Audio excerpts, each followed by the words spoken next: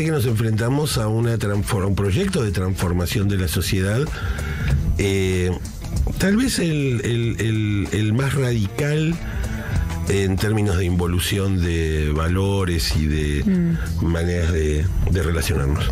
Sí, el actual gobierno tiene la responsabilidad principal de cómo llevar adelante políticas públicas que hagan bajar la pobreza multidimensional y que no falte el alimento, especialmente para los niños, niñas y adolescentes, ¿no?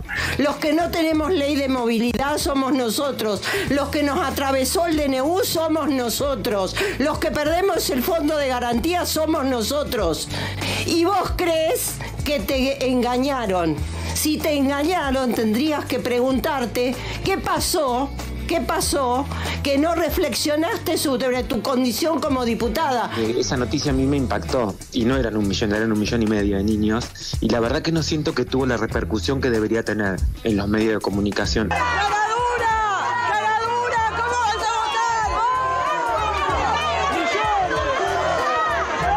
votar? El intento realmente disparatado y absolutamente contrario a cualquier razonamiento de tratar de demostrar más o menos que Cristina tiene la culpa, o quienes la cuidaban tienen la culpa, así que me parece que en ese sentido estamos en una situación insólita. Pero me cuesta mucho creer que no sabes quién es. Te olvidaste de nombrar, es el ídolo de todos los que sí nombraste. Y aprovecho para agradecerle eternamente a Maravilla Martínez por haber dicho la frase: no teníamos para comer, pero teníamos a Maradona. No voten al rey, no traicionen al pueblo de Mendoza, no nos dejen sin agua, no nos saquen. Primero, tengo que demostrar que yo no tuve la culpa de que quisieran matarme. Ridículo, pero esto está sucediendo. 2, la invisibilización de todo este procedimiento. Todo este proceso de estabilización lo estamos haciendo con recomposición de precios relativos. Es interesante, todo el mundo ve el milagro, menos los argentinos. Hola, ¿qué tal? ¿Cómo están? Bienvenidas, bienvenidos a QR. Muy, pero muy buenas noches. Las voces del día reflejan un día cargado de información, cargado de noticias, y cada vez que hay información y noticias siempre hay un desafío por el ángulo, es decir, por el enfoque de cada una de las cosas que nos van pasando. No se trata solamente de acumularlas una arriba de otra, sino también tratar de, leerlas, a ver entre líneas qué es lo que dice de la Argentina en este momento en materia política, social y económica, y hoy lo vamos a hacer. Enseguida vamos a compartir los detalles de esta resolución, de este expediente, de este material con el que Ramiro González, el fiscal de la causa por la denuncia sobre Alberto Fernández por violencia de género, termina imputando al expresidente. Muchas preguntas y algunos datos interesantes, como por ejemplo, ¿cuáles son las personas? Primero, por supuesto, ¿de qué se le acusa a Alberto Fernández? Mucho más grave de lo que se pensaba anteriormente. Para resumir, si se comprueba cada una de las cosas que aquí se denuncian y que quedan en el marco de la imputación, Alberto Fernández podría ir preso. Pero además vamos a recorrer cuáles son las primeras medidas de prueba y quiénes son las personas que van a ser citadas como testigos. ¿Por qué? Bueno, porque en cada una de esas citaciones se puede reconstruir efectivamente las denuncias que Fabiola Yáñez expresa sobre el expresidente Alberto Fernández. Y está claro, y lo vamos a hablar con Irene Hause también, cuál va a ser la estrategia de defensa del expresidente, que sigue ratificando que efectivamente él no es culpable de nada de lo que se lo acusa, y así lo deja establecido en la renuncia que se hizo efectiva al Partido Justicialista, a la conducción del Partido Justicialista. En un ratito lo vamos a hablar. Pero claro, y también estaba reflejado en las voces del día. Hoy fue un día importante en un hecho más que importante desde la recuperación de la democracia hasta aquí, y es el intento de asesinato a la expresidenta Cristina Fernández de Kirchner. Hoy se presentó en ese juicio, por supuesto como víctima, estuvo cara a cara con quien intentó asesinarla, y vamos a dar detalles de la declaración de Cristina Fernández de Kirchner, y vamos a hablar con uno de los abogados de Cristina, una de las personas que estaban como parte de la querella haciéndole preguntas a la expresidenta. Marcos Aldazábal, enseguida hablamos con él. ¿Qué impresiones le dejó la audiencia de hoy? Y por supuesto, ¿cuáles son los grandes pendientes de algo que debería preocuparnos a todos y a todas, más allá de cómo pensemos la política? Porque se trata de gente que entendió, que creyó posible que podían asesinar a una expresidenta, a una vicepresidenta en funciones. Pero además salió el dato de inflación. Y alrededor del dato de inflación, definiciones del presidente Javier Milei que recién observamos. El milagro argentino que ve todo el mundo, menos argentinos y argentinas. Menos en la Argentina, se ve en todos lados. Bueno, Hernán Lecher nos va a hacer un análisis muy detallado de cómo hay que entender ese número, que el gobierno festeja como un gol, pero aquí siempre tratamos de ir al VAR, a ver cuáles son las características de ese número nuevo, de cuánto aumentaron los precios el mes pasado, en qué contexto, cómo se llega ahí o en virtud de o a costa de qué. ¿Cuál es el sacrificio del pueblo argentino para llegar a ese número? Vamos a hablarlo, por supuesto, en el marco del país que no miramos. Y el último punto que les prometo, atención con esto. En este momento se está desarrollando una sesión en la Cámara de Diputados del Congreso que comenzó muy temprano, va a durar muchas horas porque además está la posibilidad de que haya varias sesiones seguidas, discutiéndose un montón de cosas muy importantes. En la rosca política, diputados y diputadas que siguen diciendo una cosa y terminan votando otra. Lo vamos a analizar con Pablo Ibáñez. Pero una de las cosas que se están discutiendo, y probablemente mañana se discuta específicamente, tiene que ver con los gastos reservados a la nueva CIDE, a la nueva Central de Inteligencia, nuevamente llamada CIDE. ¿Se acuerdan? 100.000 millones de pesos en gastos reservados y una discusión que atraviesa todos los bloques, diciendo esto no puede ser. Los que acompañaron la ley Bases, los que se oponían de entrada, un gran escándalo respecto de una reminiscencia muy fuerte de tiempos muy oscuros. Otra vez volvemos, otra cosa que suena muy a los 90 y sobre todo, insisto, estos fondos reservados, 100.000 millones de dólares. Pregunta, que nos lo va a contestar Hernán Lecher en un rato nada más. Esos 100.000 millones de pesos que se sigue discutiendo en el Congreso si se tiene que aprobar o no, si se tiene que caer ese decreto, ¿ya se lo gastaron? ¿Ya se patinaron esa plata? Antes de que efectivamente se discuta en el Congreso si eso tiene que quedar vigente o no. En un ratito nada más y con información exclusiva, Hernán Lecher nos cuenta sobre esto también. Bueno, este papel que tengo aquí en la mano, que es parte de lo que estamos observando aquí en pantalla, como parte de la resolución del fiscal Ramiro González, quizá a usted le puede dar curiosidad respecto de cómo se materializan estas cuestiones. En un momento, y después de hacer una reconstrucción de toda la escena, cómo se llegó hasta aquí, en un momento dice el fiscal, bueno, repasemos cuáles son los hechos puntuales. Esto es lo que vale. Esto es por los puntos. En términos jurídicos, respecto de la acusación de Fabiola Yáñez contra el expresidente Alberto Fernández. Y repasa 9 hechos. Los 9 hechos que se van a investigar y que la justicia tratará de corroborar, porque de eso se trata, eventualmente. Y están caracterizados de esta manera. Hecho 1, así hasta el 9. Por ejemplo, el primero. En el año 2016, Alberto Fernández obligó a Fabiola Yáñez a realizar un aborto a través de un plan que constituyó destrato, negación de la palabra, hostigamiento y frases como hay que resolverlo, tenés que abortar. Le dijo a su hijo que Yáñez se encontraba embarazada para luego responsabilizarla a ella de ese acto de aborto.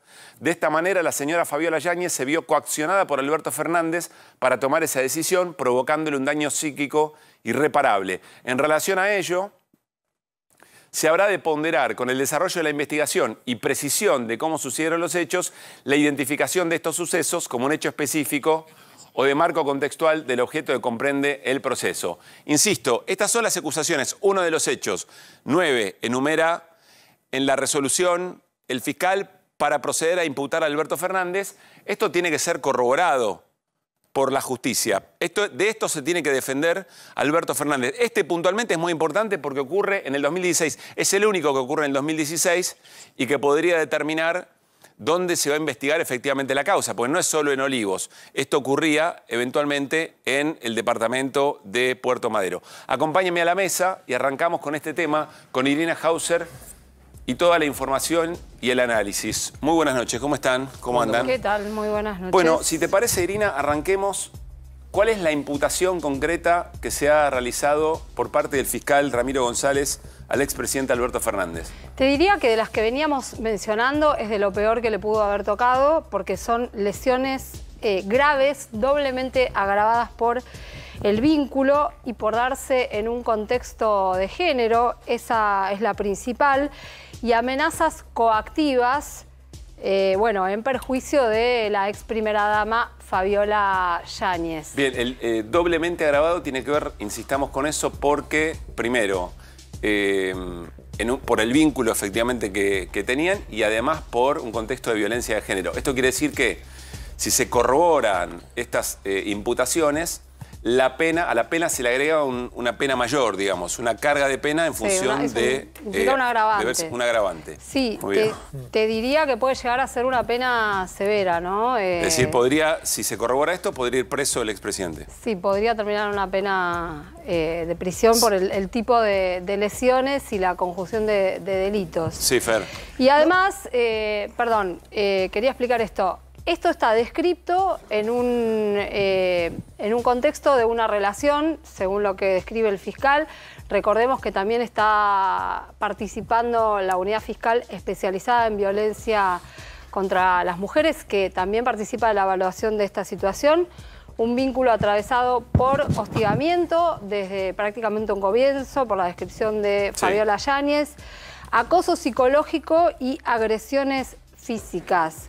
En un contexto de violencia de género intrafamiliar. Y lo que marca el fiscal en este dictamen es la relación asimétrica y desigual de poder que existía entre ellos, que es algo que nosotros hemos mencionado, como un factor también de aprovechamiento por parte de, en este caso, el acusado... Sí, el expresidente Alberto Fernández. Sí, Fer. Perdón. Sí, a mí yo ahora traigo acá un tema que me parece que es bastante complejo. A ver. Que tiene que ver con el tema del aborto. Porque yo me quedé hablando ayer por las denuncias que había hecho Fabiola, como lo contaba.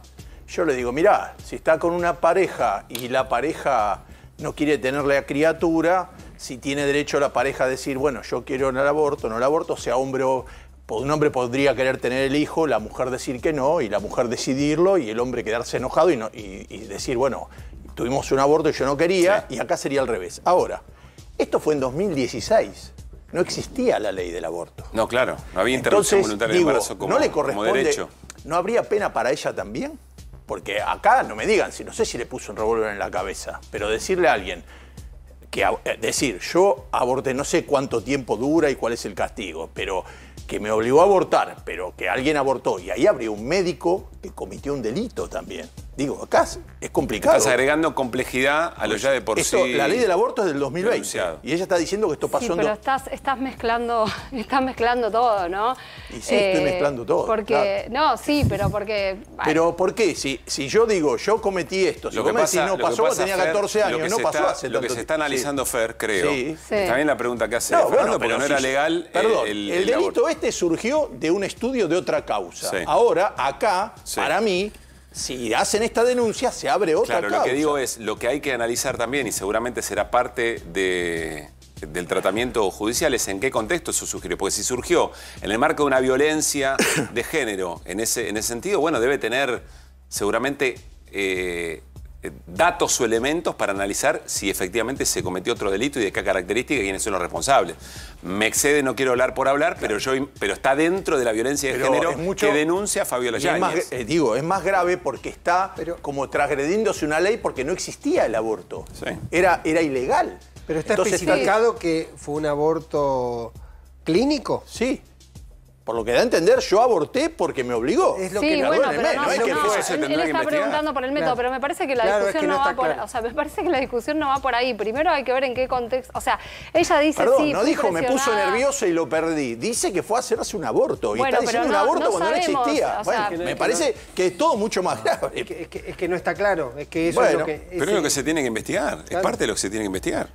No, porque lo que estoy diciendo es que en una cuestión así de que me dice, él me trata... A ver... Le dijo pero yo, perdón, creo que mezclar esto con la discusión sobre un aborto ilegal, o sea, me parece entrar en un territorio pero que está no bien, corresponde. yo digo que esa parte... ¿Por qué? Fer, argumenta, dame un minuto, Fer, argumenta porque... Esa parte, lo demás me parece que no tiene discusión. Fer, lo que pasa acá parecería un presidente haciendo un acto que él ayudó a dar una ley que le dio un montón de libertades a un montón de gente, a las personas en Argentina, pero que a la acusa de una cuestión previa. El punto está claro. ¿Por qué decís que son cosas? Porque podría surgir esto en la propia causa, Irina, pero aclara el punto y pasamos. Me parece que, o sea, que sí se puede plantear de qué manera ella tuvo que llegar a la situación de interrumpir un embarazo.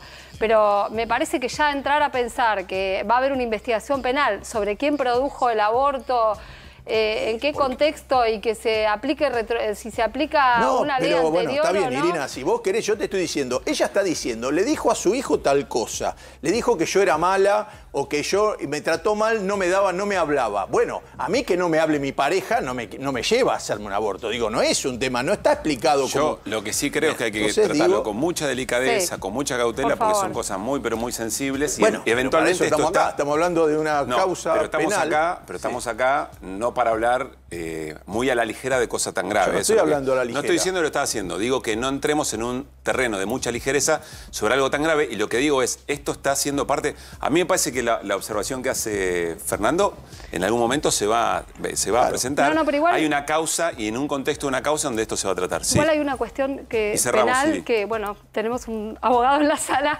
y por ahí nos puede ayudar también. Se aplica la ley penal más benigna. O sea, hoy el aborto no es delito. Entonces...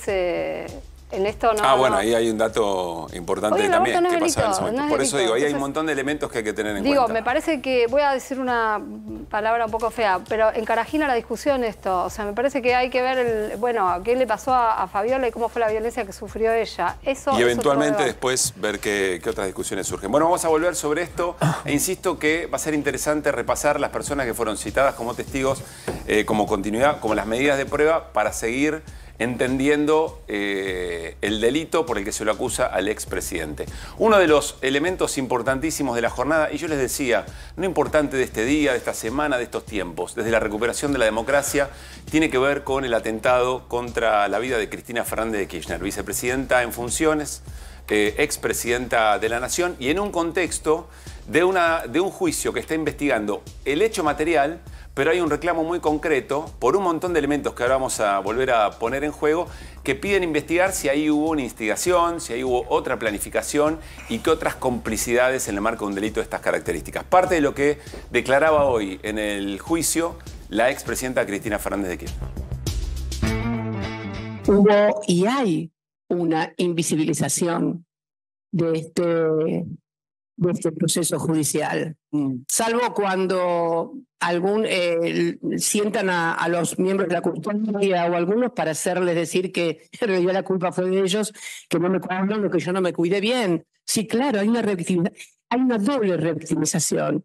Primero, tengo que demostrar que yo no tuve la culpa de que quisieran matarme. Ridículo, pero esto está sucediendo. Dos, la invisibilización de todo este procedimiento. La invisibilización de que solamente estamos ante los autores materiales hoy sentados acá, pero no están los autores intelectuales ni los financiadores, más allá de todas las pruebas que se adjuntaron, por supuesto, sí, claro, sin lugar a dudas. Nadie con honestidad intelectual puede tener dudas de que esto es así porque es absolutamente objetivo.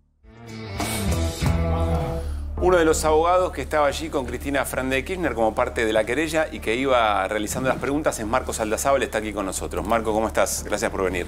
Muchas gracias a ustedes. ¿Qué balance de una audiencia, muy especial?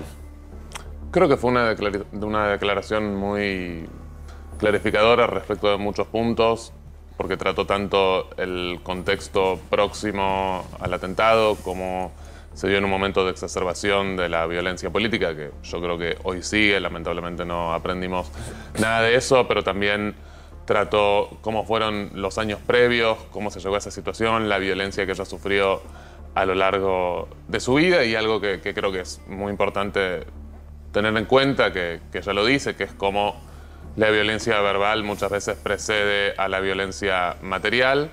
Y después también las impresiones que tenemos respecto de esta investigación, que lejos de ser reparadora, para quien fue la víctima, fue toda una nueva revictimización, al mismo tiempo que no logró esclarecer, no sé si nada de lo que sucedió, pero no lo suficiente y a nuestro criterio muy poco. ¿Cuál es esa revictimización en el proceso judicial? ¿Cuáles son los elementos más concretos que señalan esa nueva violencia, digamos?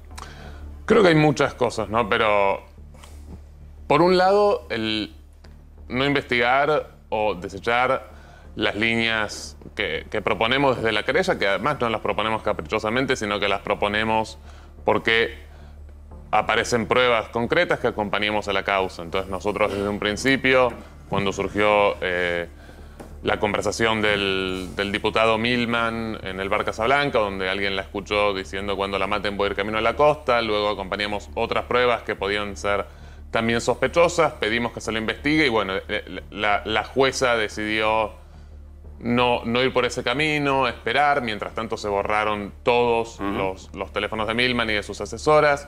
Cuando advertimos respecto de la nueva centroderecha, un grupo fascista al que Sabac Montiel le había pedido que se haga cargo de su defensa y que habían tenido conversaciones incluso personales con Brenda Uliarte antes del atentado, tampoco lo investigó y cuando finalmente avanzó ya habían borrado también sus celulares. Y luego en cosas más recientes, en esta idea de tratar de sembrar sospechas sobre la custodia, sobre sus allegados, sobre cómo era su conducta con la gente. Si responsabilizando a la propia custodia de Cristina o a la propia Cristina del episodio, digamos, del atentado. Exacto, ya desde hace mucho en la investigación se abrió un incidente para investigar a la custodia sin ningún fundamento, nunca tuvo ningún fundamento, ya se investigó todo, se hicieron entrecruzamientos de los llamados de todos los custodios. Obviamente no surgió nada y ahora aparece otra vez, parece ser una línea esto, declaraciones totalmente sacadas de contexto sobre el accionar de su custodia y el accionar policial ese día. Entonces todo el tiempo es desdeñar lo que puede apuntar a responsabilidades de autores intelectuales o gente que puede haber financiado el atentado y tratar de sembrar sospechas sobre todo lo que pasó y apuntar a quien fue la víctima, no hay ninguna duda. Sí. Eso. Yo te quería preguntar, ¿qué esperan ustedes de este juicio?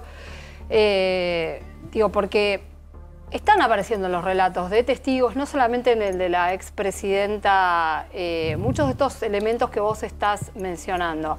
Aún así, todo va a quedar encapsulado en la cuestión del hecho del homicidio, de la tentativa de homicidio agravado. O sea, o uno puede esperar que de acá salga otra cosa. ¿Qué esperan ustedes? Creo que la respuesta tiene dos partes. Por un lado, el tribunal oral está formalmente limitado a investigar a las 3 personas que hoy están en juicio, es decir, solamente puede determinar la responsabilidad penal de Sabac Montiel, Carrizo y Uliarte, porque es lo que la jueza elevó. La jueza de instrucción, al elevar al tribunal oral solo lo que tiene que ver con esas 3 personas, impide que el tribunal oral vaya más allá en cuanto a la responsabilidad penal. Ahora, en cuanto a otros hechos que pudieran surgir, sí podemos esperar que eso pase, sí podemos esperar que de las declaraciones de testigos surjan cosas interesantes, sí podemos esperar que de ahí pasemos a conocer cosas que antes no conocíamos. Obviamente lo que hizo la jueza de instrucción nos limita mucho, pero los juicios también tienen eso, que es una instancia distinta, es una instancia oral, es una instancia pública en la que muchas veces surgen cosas que uno no se esperaba y ya está pasando. ¿Y por qué creen que la jueza de instrucción actuó como actuó, no? O sea, sabemos que hubo... La jueza de instrucción es Capuchetti. María Eugenia Capuchetti, que además Cristina hoy lo que describió...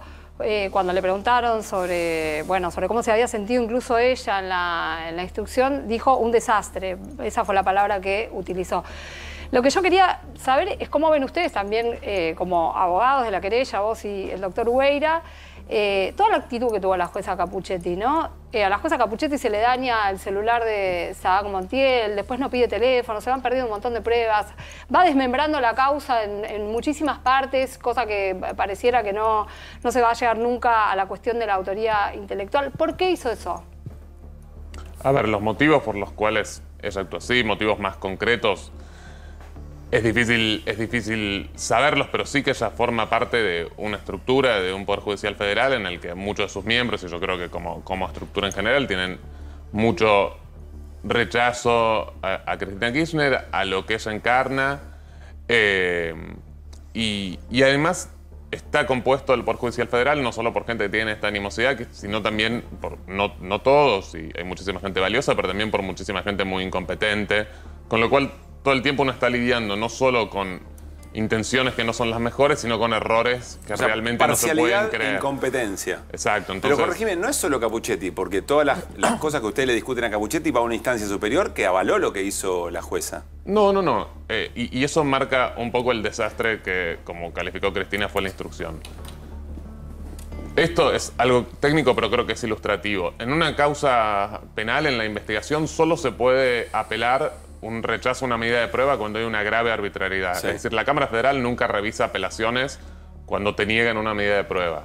Solo lo hace en estos casos, hay muy pocos precedentes. En la causa esta, la Cámara Federal, que está compuesta por Bruglia, Bertuzzi y Llorens, es decir, 3 jueces que nadie podría decir que quieren a Cristina, 5 veces le revocó decisiones a Capuchetti sobre medidas de prueba. Es decir, no existen casi antecedentes y en esta causa pasaron 5 veces con una Cámara que claramente no es una Cámara, nadie puede decir que es kirchnerista. Que 5 veces la ganas a una jueza y que te lo haga esta Cámara en esta causa muestra ¿Y qué? ¿Y la jueza no le hizo caso? No, y la jueza le hace caso con ciertas limitaciones, pero pasa lo que pasó, por ejemplo, con los celulares de Milman y sus asesoras. Claro. Cuando le hace caso, en el medio los borraron, que es lo que nosotros decidimos. Sí, Hernán. Ahora, igual, perdón, la recusación siempre se la rechazaron, la recusación de la jueza. La mantuvieron a la jueza, digo, la bancaron los camaristas. Sí, no estoy diciendo que sea una actuación perfecta ni que estemos de acuerdo en general. Solamente estoy marcando que ese dato, que esta Cámara haya 5 veces por arbitrariedad grave revocado decisiones, marca bastante lo que fue esto. Sí, está claro que en todo caso no marca que ha actuado correctamente.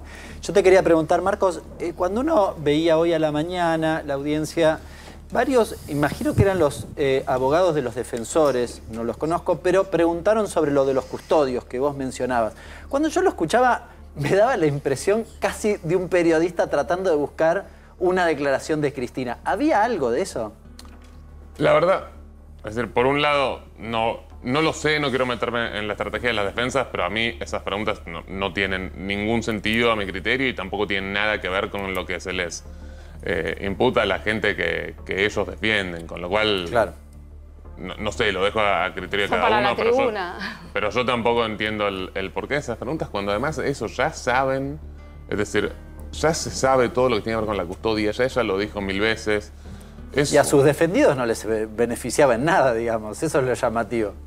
No, en nada, incluso si ellos se hubieran aprovechado de que si ellos hubieran sabido que la custodia trabajaba de un modo que la dejaba indefensa, eso de hecho les podría agravar su situación, porque podría ser una nueva agravante que ella estuviera indefensa, pero bueno. Marcos, lo último. Hay algo que dijo Cristina que me parece que a esas audiencias que no le creen porque es Cristina, puede llamarle la atención, que es la idea de imaginarse si quien hubiera recibido el atentado fuera otro dirigente político. Ella mencionó a Mauricio Macri, pero se puede pensar con cualquiera. Es decir, cuánta más presión social y política hubiera habido si efectivamente no era Cristina. Observan que empieza a aparecer frente a cada irregularidad que denuncian, que empieza a aparecer otro tipo de presiones para que esto funcione mejor, o todo lo contrario. No, nosotros, a ver, en ese punto en concreto que marcó ella, nosotros pensamos que eso es evidentemente así en muchísimas causas y tenemos todos los ejemplos que se pueden buscar, especialmente entre 2015 y 2019, cuando los acusados eran de otro partido político, las medidas eran detenciones con cámaras de televisión que estaban avisadas antes, allanamientos por cualquier cosa, y acá Milman entregó un celular falso que se sabe que es un celular que no era el momento del atentado, pasaron meses y todavía nunca se le secuestró siquiera el teléfono. En cualquiera de las otras, en cualquier otra causa contra ella especialmente, que si se acuerdan, por ejemplo, le fijaron 8 indagatorias en un día, o contra cualquier dirigente allegado a ella, la cuestión es totalmente diferente y es imposible pensar que hubiera sido así. El peritaje sobre el teléfono de Sabac Montiel tiene dos formas de hacerse. Uno tiene que ver con el contenido, que parece que se borró todo o la mayoría. Pero otro tiene que ver los llamados que salieron de ahí y los que recibió. ¿Eso se avanzó? Se avanzó en esa línea de los llamadas. Lo que pasa es que el entrecruzamiento de llamados que se puede hacer sin ver los teléfonos alcanza en general las llamadas que son de línea, no las llamadas por WhatsApp, que son ahora las más frecuentes. Entonces, sin tener el acceso efectivamente al celular y a las comunicaciones que suelen ser más reservadas, que son las de WhatsApp, las de Telegram, porque están cifradas, es muy difícil poder avanzar. Y sobre el celular, la certeza que se tiene por ahora, es decir, exactamente qué pasó no se sabe, pero lo que se sabe es que lo que pasó fue en un momento en el que el celular estaba exclusiva a disposición del juzgado y que se rompió la cadena de custodia. Entonces después, en ese margen, hay que ver exactamente qué fue lo que pasó. Pero... Marco, gracias por haber venido. Gracias a ustedes. Bueno, nos vamos a meter en un segmento ya habitual en estos tiempos y en estos días de QR. Y tiene que ver con el país que no miramos en un ratito nomás. Pero el dato concreto con el que empezamos a hablar de la economía cotidiana tiene que ver con el dato de inflación. Y me voy con Hernán Lecher. ¿Nos vamos a la pantalla? ¿Sí? Dale, nos vamos con Hernán. A ver, vamos a repasar en concreto cuáles son los datos que hoy se publicaron del IPC nacional. Ahí te traje, no, 8. Es un error. No, 8, ¿cómo no? 8%. Dijo Milei, 8%. No, Milei, pero el dato es del 4%. No. Mirá, porque tengo un tape que dice efectivamente esto. Tengo más para reconocerle al ministro Caputo todavía. Ahora, 2,7%, pero también tengo un sistema de crawling peg, es decir, que en algún sentido nosotros estamos habilitando ese piso de inflación de 2%, obviamente, porque hay que recomponer todo un problema de stocks.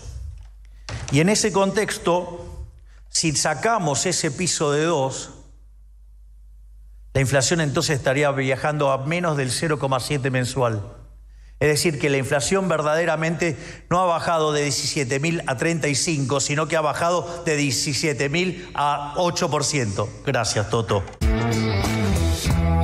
Bueno, gracias, Toto. Explique, porque ahora sí... 8% anual. Estoy perdido. 8% anual. Después te voy a explicar cómo llegaron a ese dato. Pero bueno, finalmente... Pero no es del 8%. No, hoy se conoció el dato del 4%, que es la inflación de julio. Si querés repasamos, a ver, algunos datos para que vos veas cómo llega el 8 anual. Porque no me dan mucho las cuentas. Bien. Fíjate, por ejemplo, si nos vamos al mes de abril, acá tenemos el 4 de hoy, pero si nos vamos al mes de abril, allí era 8,8. Ahí lo tenés, fíjate, 8,8. Seguimos, en el mes de mayo, ¿cuánto te dio? 4,2. En el mes de junio, ¿cuánto nos dio? 4,6. Y finalmente, en el día de hoy se conoció el dato de julio 4%. Con el 4%. Ahora sí. Es difícil que uno diga, che, pero si te dio esto, ¿cómo te da 8 anual?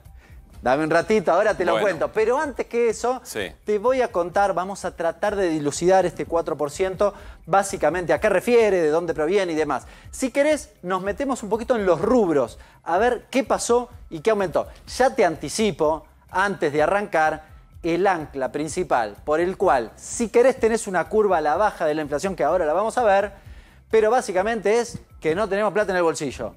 Dicho de manera sencilla. En segundo lugar, te anticipo también la tasa de devaluación. O sea, la recesión es parte de la fórmula para bajar la inflación. Definitivamente. Y además es el ancla principal. Es el ancla principal. Hay un segundo ancla que es casi el congelamiento del tipo de cambio, algo de lo que decía Milei recién. Agregale en este último mes una moderación importante en lo que tiene que ver con servicios. Y aprovecho para decirte eso justamente. Fíjate, el primer rubro, recreación y cultura y restaurante y hoteles, ¿por qué se movieron por encima del promedio que lo tenés acá? Bueno, estacional.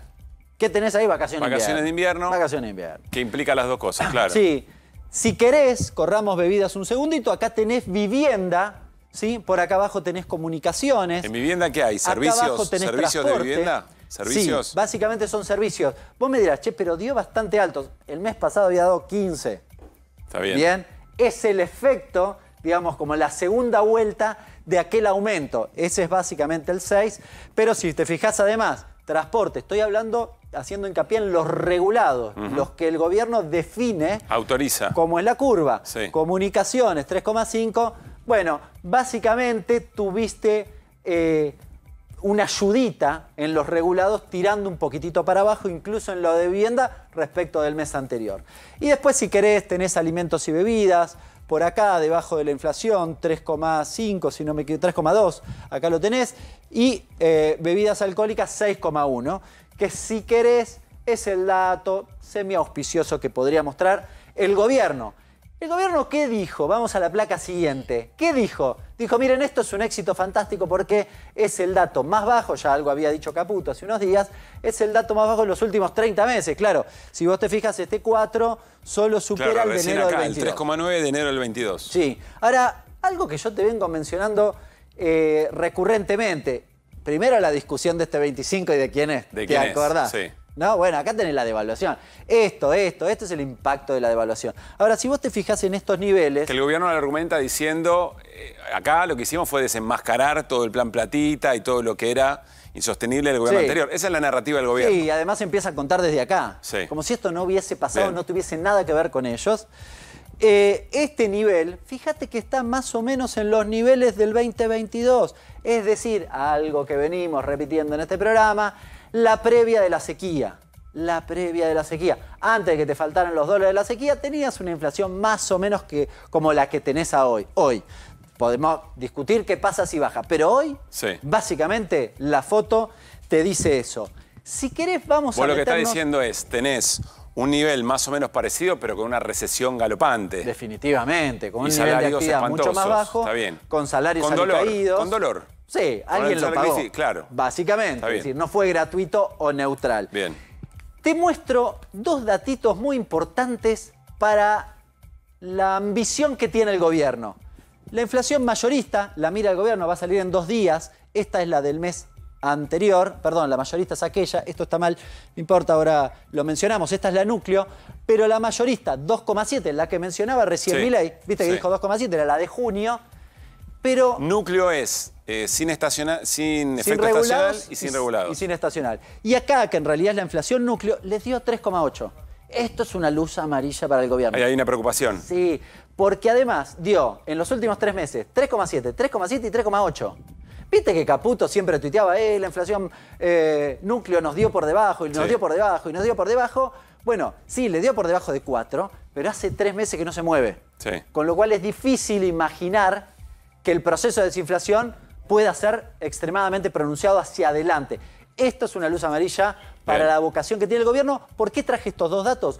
Porque el gobierno quiere, en el corto plazo, te diría en septiembre, que estos dos datos le den debajo del 2%, que es la variación del tipo de cambio. Bien, y vamos a la última. Justamente, acá te... No, déjame embromar. ¿Vos viste la hora que es? Esto es solo para molestar en televisión. Esto es a propósito para no entender nada. Sí. Vos sos el que tiene que hacernos entender, no el que nos tiene que confundir. No, lo estás disfrutando, lo peor es que lo estás disfrutando. Porque es muy sencillo. Los que estaban del otro lado de la pantalla escucharon a Milei y dijeron, pará, ¿cómo eran los números? Y se quedaron ahí anotando. Fácil, sencillito, se lo vamos a hacer. Mire, 2,7 dice de la inflación mayorista. Pero él dice, 2,7 de la inflación mayorista lo explica básicamente 2%. Sí.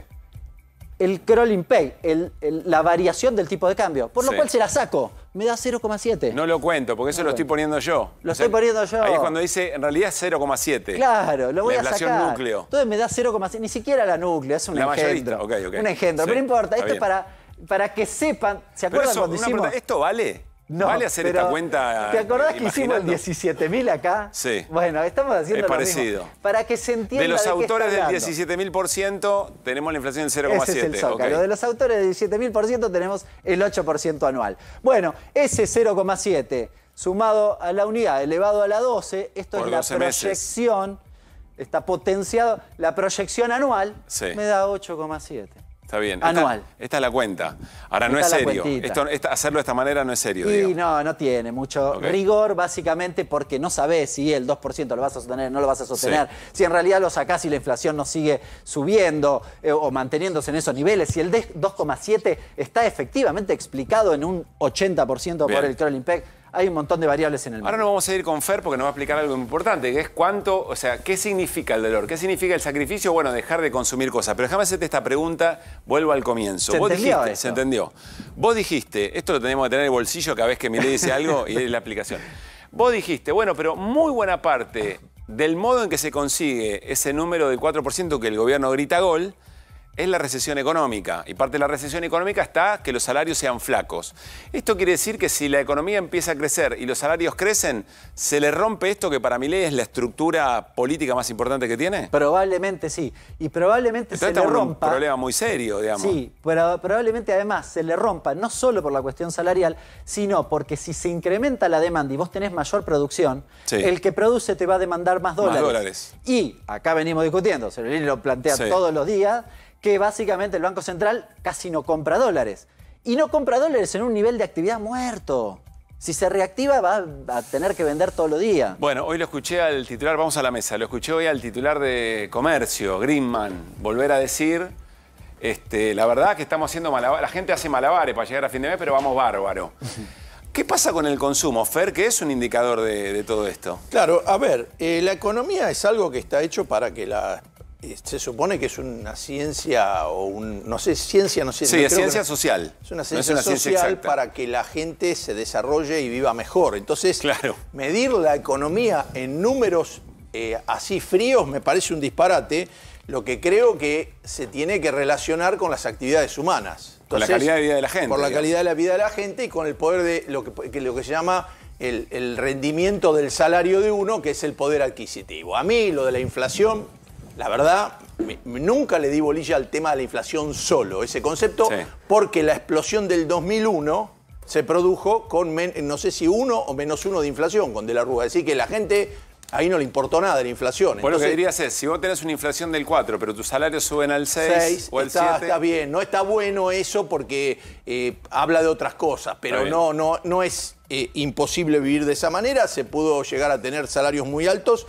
Y además hay que reconocer que la última devaluación que se hizo en el 2012, creo que fue la que hizo Kicillof con 14, ¿no? 14. Perdón, 2014, que en 2014 y en el 2015 la inflación llegó al 40 y pico y bajó al 26. Se hizo una devaluación controlada y no estuvo tan mal y tampoco era una locura. Estamos hablando de números del 26%, Sí, claro, 28%. Mirá dónde estamos con este muchacho. Claro. Bueno, mire, lo que ha pasado es números, otra vez, hablamos de números de guerra.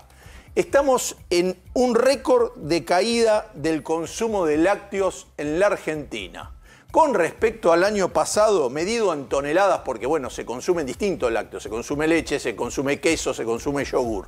Por toneladas cayó el 17,3. Estos son los primeros 6 meses del año. Y medido en consumo de leche específicamente, cayó el 19,4. Quiere decir que usted se tomaba 5 vasos de leche, ahora toma 4. Esto es fuente del Instituto para el Desarrollo Agroindustrial y en términos argentino. Comparativos es una caída muy fuerte. Es decir, hay que ir a momento de... Estamos por batir el récord histórico de menor consumo de leche en la Argentina. Histórico, no hubo un año peor. Pasemos acá, a ver si me deja ver el... Sí. Ah, está ahí. Bien. ¿Qué caída del récord consumo de lácteos? Tenemos esto. Proyectado anual, estamos... 156,3 litros da. Si se repite el primer mitad de año con lo que ya pasó, vuelve a pasar, cayó el 17% respecto a 2023, que fue 194 litros. El peor año de la historia registrado contemporáneo es 1990. ¿Qué estamos hablando? La hiperinflación. La salida de la hiper, claro. La salida de la hiper, en plena hiper, pero no en manos ya del radicalismo, sino, bueno, es la consecuencia de la caída de Alfonsín y la asume Menem, todavía no tiene la convertibilidad. Es el peor año registrado de 1990, 162 litros. ¿En cuánto estamos hoy? 156,3. Vayamos a la caída del gobierno de la Rúa. Cuando de la Rúa se va, se produce la caída, la explosión 2001, la crisis del 2002. El segundo peor año fue el 2003. Está vinculado la baja de leche con grandes crisis. ¿Cuánto se consumió ahí? 179 litros. Estamos en 156,3. ¿Sabe cuánto recomienda FAO, que es la Oficina de las Naciones Unidas para la lucha contra el hambre en el mundo? 180 litros de leche por persona por año. A ver, es inobjetable lo que plantea Fer Cerolini, bueno, los datos que cuenta Fer respecto del vínculo entre la caída del consumo de leche en particular y las grandes crisis. El gobierno lo que dice es, sí, reconocemos eso, pero esa crisis no es mía. Esa crisis es del gobierno anterior. No me mires a mí, no me mires con maldad a mí. Usted diga lo que quiera, digo. No, el gobierno lo dice. Ahora está bien, pero a ver, yo le quiero explicar una cuestión, que es, ¿vio esa gente que dice teníamos que pasar por esto? Que alguien me pueda explicar cómo la baja del consumo de leche va a resolver el problema de la Argentina. O era el precio a pagar. Es inexplicable, porque no es mentira. Las vacas, al revés, las vacas tienen que mantener, que dan las vacas lecheras, las tiene que usted ordeñar igual, porque si no pierden el proceso de seguir dando leche, y si no se enferman, es decir, que la leche está por ahí. Si se la consumen, si la tiran, si matan a la vaca y la consumen. Eso conceptualmente es muy interesante, porque el problema no es la escasez, el problema es cómo se reparte, lo que cortan. Pero ayer, un datito de ayer, cuando hablamos justamente de los niveles de pobreza e indigencia, uno de los datos era que los chicos tomaban menos leche. Sí, claro, todo está... Este dato de caída de producción o de ventas está reflejado en los pibes que toman menos leche. Pero, a ver, ustedes se dan cuenta que está hablando, Milei junta dos palabras que no se pueden reunir, que son: estamos haciendo el mayor ajuste de la historia y no ven el milagro. Ajuste con milagro es todo lo contrario, claro, porque el ajuste no es un milagro, es ir al infierno, no es algo positivo que te vas al cielo con un milagro. Vas para el fondo. Entonces, mire la caída semestral por productos. Los quesos bajaron, que es el segundo producto, es una de las cosas que más se consume, 18%. Esto ya no es interanual, esto es de este semestre. No, esto también, el semestre es interanual contra el año pasado. Postres, los postrecitos, esto 53,4. Yogures y leche, en verdad me parece que está mal esto. Es postres y los postres van con los yogures. Bien. Eso cayó un montón. ¿Vio postres, que usted, yogures, los postrecitos, eso bien. Las leches, el 21... Son las cosas que se cortan cuando la mano viene mal, digamos. Sí. ¿No? El 21,2 las leches, la manteca el 16%, el dulce de leche, darse una alegría, cayó un 13,7% y la crema un 12%. Estamos hablando, ya les dije, del Instituto para el Desarrollo Agroindustrial Argentino. Estamos por batir récords. Como dice Milei, él está contento con el récord y son récords del horror. Cuando decimos, bueno, este es el número que celebra el gobierno, este es el milagro, como decía Fer, acá aparece eso que no vemos, digamos, ¿no? Bueno, sí lo vemos, lo sentimos todo el tiempo, pero en el análisis tiene que pesar de alguna manera. Este es el costo de conseguir efectivamente este hurra por el 4% de inflación. Me voy al Congreso Nacional, donde todas estas cosas también se legitiman, discuten, avalan o rechazan. Allí está Cristian Balbo, porque hay sesión en este momento, estamos en vivo. Cristian, ¿cómo te va? Muy, pero muy buenas noches. Buenas noches, Pablo, colegas. Ya podemos hablar de una sesión maratónica, 10 horas aquí en el recinto de la Cámara de Diputados. Una sesión cargada de chicanas entre oficialismo y oposición por parte de la oposición. Claro, mencionando la lógica de los legisladores que en su momento visitaron en Ezeiza a los represores, y desde el oficialismo haciendo mención, por supuesto, a la denuncia que pesa ahora sobre el expresidente Alberto Fernández por lesiones graves y también por amenazas coactivas. Una sesión donde ya en principio se ha aprobado con media sanción lo que tiene que ver con la base de datos genéticos para delitos vinculados, Pablo, a la integridad sexual, un proyecto de ley que estaba promocionado por la actual ministra de Seguridad, Patricia Bullrich, que tuvo un momento, te digo, muy delicado y sensible cuando la legisladora de la Libertad Avanza, Lilia Lemoyne, mencionó y recordó la experiencia lamentable que tuvo que atravesar ella vinculado a delitos de integridad sexual. En estos momentos están debatiendo lo que tiene que ver con la dinámica de declarar esencial a la educación. Esto indicaría que en el caso de jornadas de paro los alumnos deberían igual asistir a clases. También lo que se ha aprobado es la posibilidad de que tropas extranjeras puedan visitar la República Argentina y lo mismo con tropas nacionales para que puedan salir del país. Va a ser muy importante el tema. Hubo una moción para solicitar un cuarto intermedio, finalmente no fue aprobada. La intención era que en el día de mañana se pueda debatir y tratar aquí en la Cámara de Diputados los fondos reservados para la ahora nueva CIDE, Servicios de Inteligencia, lo que supo ser la Agencia Federal de Inteligencia, la AFI. Hablamos de 100.000 millones de dólares. Ya desde la coalición cívica, Pablo, han informado o denunciado que se han gastado ya el 80% de estos fondos reservados que están de alguna manera a merced de Santiago Caputo, el asesor presidencial. Bueno, lo cierto es que mañana no se va a tratar aquí en Diputados lo que tiene que ver con estos fondos reservados de los servicios de inteligencia. Expectativa entonces para ver si se aprueba o no y obtiene media sanción lo que tiene que ver con declarar la educación como esencial, y también lo que están abordando es el tema de fondos para las universidades nacionales, otro tema también que tienen intención de abordar en la jornada de hoy. Todo indica que se va a seguir sesionando. Está ahora Julio Cobos presidiendo esta sesión. Un momento también, te digo, de roces entre Cecilia Moró y el titular de la Cámara de Diputados, Martín Menem, porque en un momento Cecilia Moró lo calificó literalmente, entre comillas, de machirulo a Martín Menem. ¿Y por qué le dijo esto? Porque dice que cuando ella hacía uso de la palabra no la miraba a los ojos. Y ahí fue cuando algunos legisladores de la Libertad Avanza dice, a ver, ustedes califican de machirulo al presidente de la Cámara de Diputados, pero tienen un expresidente que está denunciado por violencia de género. Este fue el clima que reinó durante toda la tarde aquí en la Cámara de Diputados. Chicanas, tensión entre oficialismo y oposición en un contexto político complejo que estamos atravesando, sobre todo, bueno, por lo que estamos y se está revelando a partir de lo ocurrido en la Casa Rosada y en Olivos durante los 4 años de gobierno de Alberto Fernández. Muy buen resumen, Cristian, y por supuesto volvemos a vos con algún testimonio, si hay alguna novedad o alguna discusión acalorada sobre estos temas. Un gran abrazo, gracias. Hasta luego. Bueno, a ver, ojo con las cosas que nos cuesta Cristian Balbo. Primero, que se confirma algo que Hernán Lecher en un ratito les va a explicar con detalle y en exclusiva. Los 100.000 millones de pesos de fondos reservados para la CIDE se los patinaron ya antes de que se discuta en el Congreso si eso queda vigente o no, porque se decidió por decreto. En un ratito, con detalles, insisto, de Hernán Lecher. Por otra parte, lo que están discutiendo ahora es muy importante. Se está decidiendo que la educación sea un servicio esencial. Alguien me decía hoy, che, pero la educación es un servicio, es un derecho. Y sobre todo porque colisiona con el derecho a huelga de los y las trabajadoras de la educación. Un tema muy, pero muy espinoso también. Y por otra parte, parte del quórum que hoy se consiguió, enseguida Pablo Ibáñez nos va a explicar la rosca. Parte del quórum que hoy se consiguió tenía que ver con que mañana se pudiera discutir algunas cosas, como por ejemplo el tema de los fondos reservados. Bueno, en un ratito vamos a entrar en detalle con estos temas. Llegó el momento de ahorrar en combustible. ¿Sabías que si te pasás a GNC ahorrás miles de pesos por mes?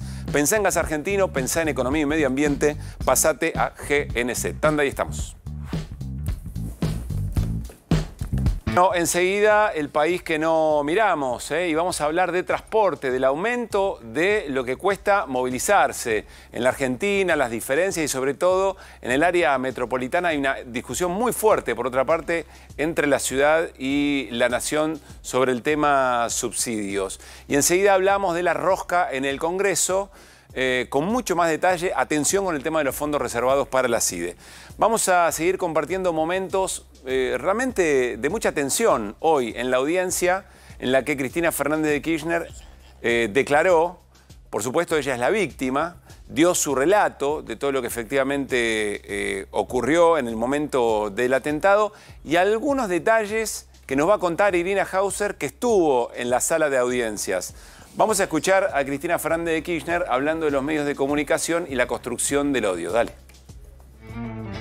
En mi condición de presidenta o de política, sino fundamentalmente de mujer, vía crucis, acá crucificada, salvo que quieran decir, bueno, la quisimos comparar con Cristo, no me suena, si quieren tomar esa argumentación, por favor, olvídenla. Y también el negocio de pegarle a Cristina, hasta con un ojo negro, miren qué contexto actual, hasta con un ojo negro me sacaron y una curita. El negocio, crisis del despoder K, el negocio de pegarle a Cristina. Tiene actualidad también, ¿no? Como verán, todo siempre se repite. Hasta llegar, por ejemplo, esto en la crisis que tuvimos con las patronales rurales en 2008, el principal caricaturista, un gran caricaturista argentino, de Clarín, me caricaturizó con un ojo negro. Un ojo negro. Bueno, que en el contexto de las cosas que están ocurriendo, eso cobra, por supuesto, otro simbolismo. A ver, Irina, ¿cuál era el clima en la sala? ¿Estaban presentes Sabac Montiel, Carrizo y Uliarte? estaban presentes y quiero decirte que no tienen la obligación de estar presentes. Ellos eligieron estar presentes. Mirá vos.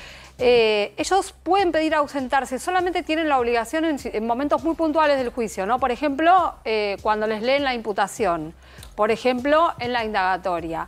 Y en otras ocasiones pueden no estar o pueden estar escuchando una sala contigua. Pueden pedirlo. Ellos eligieron estar ahí. Y además, estar a muy pocos metros de Cristina, ¿no?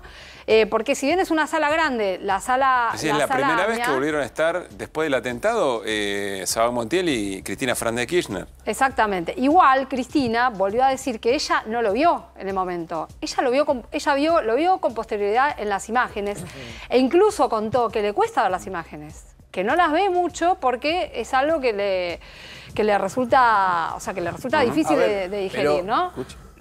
A mí sí.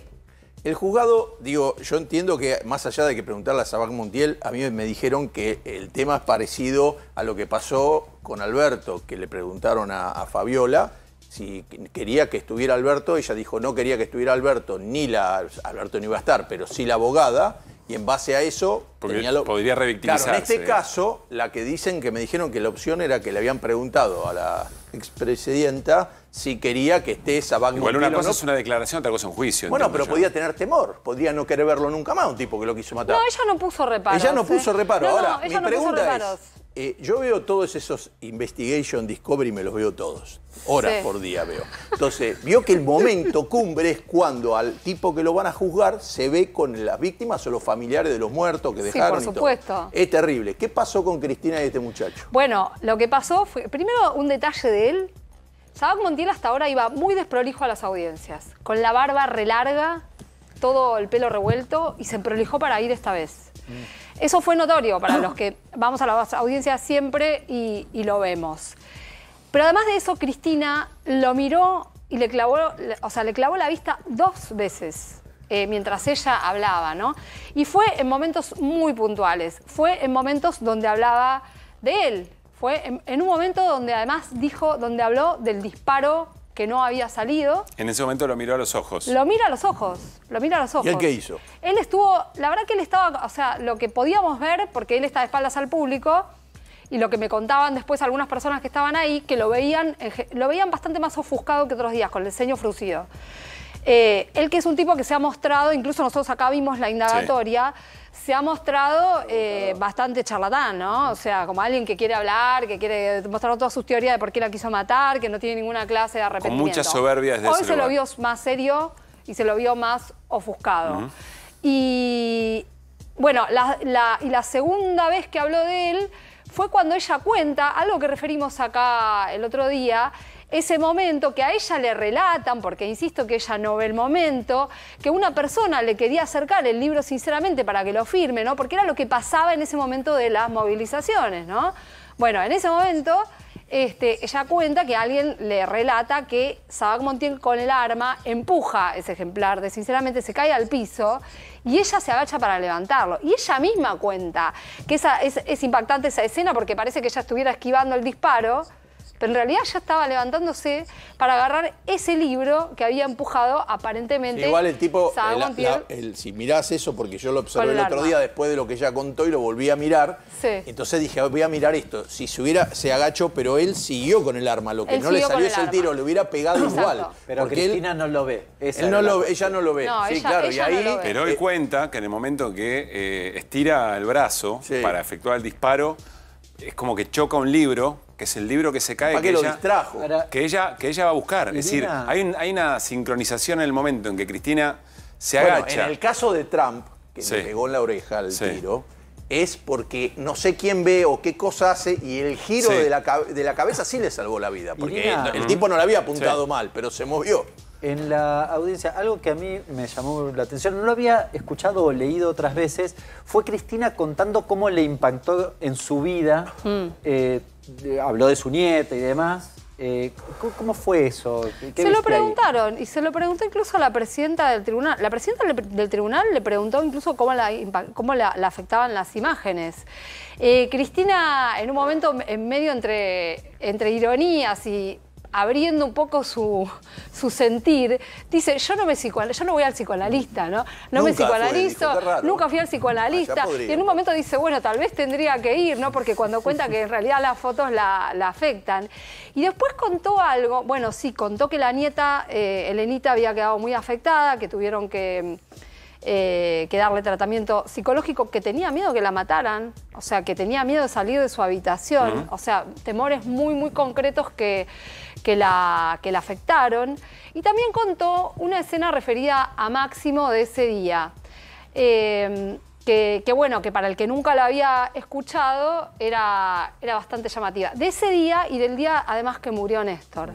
Porque lo que ella contó es que el día que muere Néstor, ellos no estaban en el mismo lugar y bueno, cuando lo llaman a él, cuando Cristina lo llama a Máximo, le dice que no estaba bien de salud, como que había empeorado la salud. Sí. Pero no le dijo inmediatamente que había fallecido. No le dijo. Exactamente, sí. Pero cuando llega al aeropuerto, una persona de ahí el empleado de ahí le hace una referencia de cómo lo quería. Yo lo quería mucho a tu papá. Yo lo quería mucho a tu papá. Mirá y vos. Se enteró de esa manera. Entonces, cuando ocurre lo del atentado, cuenta Cristina que estaba Máximo en una comida con alguien que se junta todos los jueves en Parque Leluar. Digo Parque Leluar y no sé si les suena algo. Bueno, que se los voy a contar yo porque ella no lo dijo en el momento.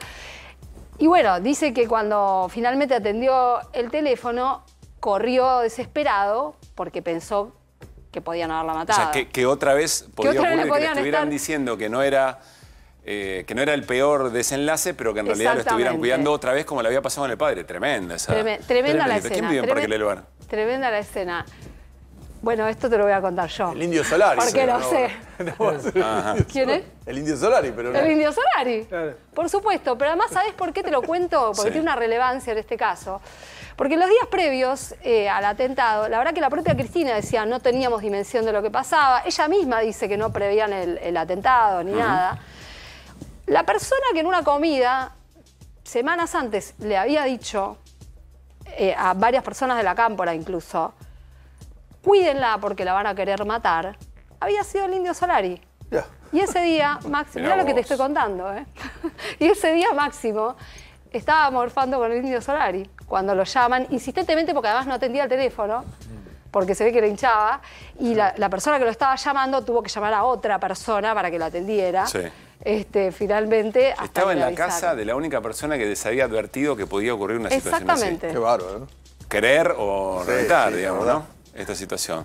Bueno, información... No te lo va a contar nadie más esto. Información exclusiva con Irina Hauser de una escena, insistimos, que cara a cara volvieron a verse, aunque Cristina nunca lo vio a Sabac Montiel, pero estuvieron, digamos, en esa cercanía nuevamente, en esta audiencia. Veremos, por supuesto, cómo sigue. Iremos con Irina relatando las próximas audiencias. Recién comentó Cristian Balbo que mientras estaba discutiendo en el Congreso hoy la modificación de los registros genéticos para incorporar delitos de índole sexual, Lilia Lemoine contó algo. Fue un momento realmente muy, pero muy dramático porque contó que había recibido una agresión muy, pero muy fuerte, que había sido violada, eso contó, y que había retenido de su abusador, había retenido un vaso o una botella que había utilizado esperando este momento, es decir, que se incorporen este tipo de registros para poder identificar o encontrar pruebas respecto de quién había sido la persona que la agredió de una manera tan terrible. Escuchémosla. Les pido disculpas ante todo porque me va a temblar la voz. Me va a temblar bastante la voz porque los veo reírse frente a una mujer que fue violada hace 18 años y guardó una prueba genética.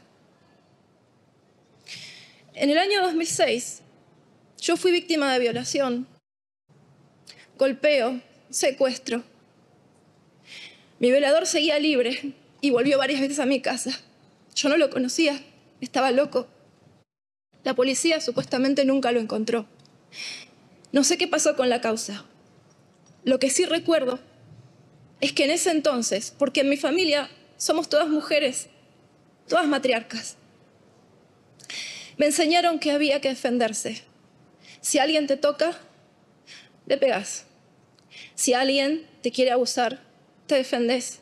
Y si no lograste defenderte, lo denunciás. Y hasta que no quede preso, no parás. Porque el violador y el abusador repite.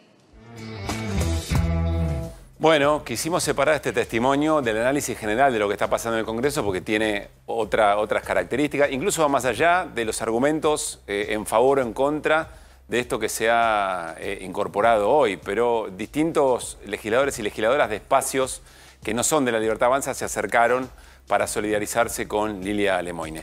Bueno, nos metemos con Pablo Ibáñez en el análisis de la rosca en el Congreso Nacional. Una sesión, varias sesiones en carpeta, ya maratónica. Comenzó al mediodía y sigue todavía y va a durar varias horas más, donde se están discutiendo cosas importantes, pero lo interesante para ver es quién juega con quién tira paredes, cómo son los acuerdos y los enojos en este momento. Pablo, ¿por dónde arrancamos? Y vamos con la portada, Se presume que la sesión va a terminar 8 a.m.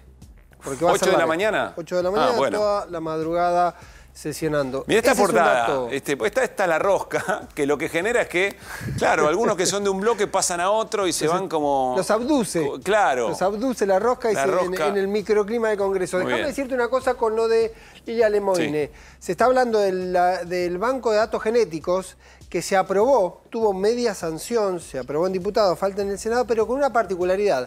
No tiene agente de ejecución, no tiene todavía en qué área va a quedar el tema de banco genético. ¿Por qué es importante? Porque es una propuesta de seguridad de Patricia Bullrich, pero habitualmente donde existe este mecanismo está dentro del área de justicia. Y hubo un tironeo porque justamente aparecieron algunos bloques a decir, no, esto tiene que ir a justicia, no tiene que ir a seguridad porque puede tener un mal uso, decían desde el punto de vista publicitario y que se empiece a maniobrar. Va a pasar al Senado y habrá que ver si en el Senado se resuelve la cuestión que tiene vinculada con cómo finalmente va a ser el ámbito donde quede finalmente la base ampliada de datos genéticos. Pero hay dos cuestiones más para discutir. El tema de la hora que te decía que va a durar hasta las 8:30 era un argumento un poco técnico porque la sesión de fondos reservados estaba convocada para mañana a las 11. Claro, la idea era frenarlo en algún momento y retomar eso que era parte de un acuerdo. Era parte de un acuerdo que empezó a caerse con las horas, porque en un momento se hablaba de que había 140 votos, y con las horas ese número empezó a hacer un poco agua. ¿140 votos para qué? Perdón, ¿Para rechazar? Para rechazar el DNU de los fondos reservados para la CIDE. Sí. Empiezan a caerse votos, empieza la negociación, empieza el gobierno a jugar y ocurre algo, mientras estábamos al aire en el programa, que hay un pedido para postergar los temas educativos justamente para pasar a una nueva sesión. ¿Cuál es el recurso dentro? Si no ocurrió en estos minutos, va a ocurrir en algún momento que la sesión de mañana se va a pedir que se reprograme para la semana que viene. Es un tiempo que gana el gobierno en una semana donde estaba previsto que tenga varias derrotas legislativas, porque se iba a caer lo de fondos reservados, se iba a votar también reforma legislativa en el Senado y esa sesión también se cayó y habrá que ver qué ocurre en estas horas con el tercer tema importante que es la cuestión de los fondos universitarios que se tiene que tratar dentro de un rato en la Cámara de Diputados. Hagamos una pausa acá, nos vamos al Congreso con Cristian Balbo y está la diputada Lilia Lemoine de La Libertad Avanza para atendernos. Cristian, nuevamente, buenas noches. No sé si ya nos escucha la diputada Lemoine. Lilia, ¿cómo estás? Supuesto, una sesión maratónica en donde tuvo protagonismo, la diputada tuvo un protagonismo muy importante en lo que tuvo que ver con la media sanción de la ley, como decían ustedes, de la base de datos genéticos para delitos con la integridad sexual. ¿Lo está escuchando la legisladora, Pablo? Sí, por supuesto. ¿Se escucha? ¿Cómo estás? Por supuesto, Cristian, involucrate en la conversación cuando quieras. Antes de cualquier mirada respecto de lo que se está discutiendo, nuestra solidaridad debe haber sido un momento muy, pero muy duro. Preguntarte cómo estás. Bien, bien. De hecho, me siento bien porque durante mucho tiempo la verdad es que poder decir esto delante de tanta gente me escucho a mí misma, poder decir esto delante de tanta gente, poder hacer llegar este mensaje, que no es solamente, usé mi caso personal para generar empatía y que me escuchen, porque había diputadas de la izquierda riéndose de mí, riéndose de una mujer que hablaba de abuso. Es importante que no solamente se entienda que hay que subir el costo de delinquir para que los delincuentes tengan miedo y las personas que son víctimas puedan caminar tranquilas, puedan salir. Los violadores tienen que estar adentro y las víctimas tienen que poder seguir con sus vidas. Entonces es fundamental que haya un registro. El pero pero la privacidad, no. A ver, primero que es muy difícil decir que hoy día tengamos privacidad en algo, ¿no? Y segundo, hay que preocuparse primero porque no violen y no maten. ¿Qué es más preocupante? ¿Que alguien tenga tu información genética o que te violen y te maten? ¿A tu hijo, a vos? No da. Entonces, es fundamental también en este proceso que las mujeres pierdan la vergüenza y pierdan el miedo de denunciar. Porque, por ejemplo, como en el caso de Fabiola Yáñez, no es de mi color político, yo soy una persona que cree en la presunción de inocencia, pero si una mujer viene y me muestra una foto con un moretón y empieza a dar pruebas evidentes de que fue víctima de abuso, de violencia, yo no lo puedo poner en duda. Puedo decir, bueno, quizás, no soy juez, no soy jurado, pero la tengo que apoyar y la tengo que proteger, no la puedo atacar. Por lo menos no ataquemos a las mujeres que denuncian violencia. Diputada. Eso es fundamental y no estuve viendo que el bloque kirchnerista estuviera condenando esos actos, sobre todo porque no han apartado todavía a Espinosa del cargo. Diputada, ¿cómo le va? Pablo Ibáñez. Usted hace referencia ahora que lo cuenta para buscar empatía. No sé si en otro momento había contado si esta experiencia era pública, si en algún programa, en algún momento había hecho, yo no conozco si se sabía, buscó, digamos, este efecto, pero además hace una mención sobre las penas. ¿Qué referencia tiene al respecto? ¿Cuál es su idea de que hay que aumentar las penas con delitos de integridad sexual? No es lo que se está tratando ahora. No, ya lo sé. Es algo para ver ahora. Lo fundamental es que se cumplan las penas. Pero lo más importante es que se encuentren a los responsables y que se los encierre para que no sigan cometiendo los delitos. Y en cuanto a mi caso, yo siempre lo menciono, de hecho, porque lo tengo súper asumido. Pero a mí me gusta hablarlo justamente para generar, primero la empatía es para que escuchen y después para que se animen a hablar, para que vean que si yo me expongo incluso a las burlas y a las risas o a los comentarios, por ejemplo, en Twitter pusieron ¿por qué es tendencia a Lemoine? Porque lloró en el Congreso. ¿Vos te parece que lo más importante de lo que pasó hoy es que yo lloré? No, es todo lo que dije. Le siguen quitando importancia a lo central, que es que las mujeres y las víctimas de abuso puedan hablar y que los delincuentes, que los criminales que causan todos estos desmadres estén presos y sean ellos los que tienen miedo, no nosotros. Fer Cerolini tiene una pregunta. Fer, te escucha la diputada. ¿Qué tal, Lemoine? Buenas noches. Mi pregunta tiene que ver con esta historia que usted contó, que dijo, bueno, yo no sé, la policía narró de que vi el pedazo de la sesión donde usted cuenta este terrible episodio y dice que volvió varias veces la persona a su casa y que no sabe en qué estado está la causa. A ver, voy a aclarar. No, pero perdón. No, a ver, déjeme aclarar. Sí. Déjeme aclarar, porque yo lo que dije fue que yo fui violada una vez y después de hacer la denuncia y pasar por todo el proceso, este sujeto apareció por la esquina de mi casa 2 veces más gritando, con custodia en la puerta. Después dejó de aparecer. Y yo no sé en qué quedó la causa, pasaron 18 años. Por eso, pero no, lo que digo, ahí parece haber habido una gran falla de la policía. Sí. Usted en algún momento, digo, no intentó que... No, la policía, no. La policía conmigo se portó excelente. En todo caso fue un problema de la fiscalía, no sé si te parece. Ahora, no, pero si usted dice, esta es la persona que me atacó, si usted ve a la persona que la atacó y tiene un policía en la puerta... A ver, pará, me estás interpelando sobre algo que me pasó a mí, creo que no es el tema principal. No, te pregunto... Lo que estás haciendo. Pero me parece... Te lo voy a responder igual, mirá, te voy a contar. Después de que yo lo denuncié, yo vivo en la misma casa que vivo ahora, en la planta baja. Y en 2 ocasiones, una persona se asomó por la ventana y dijo ciertas frases, repitió ciertas frases, me las gritó desde afuera.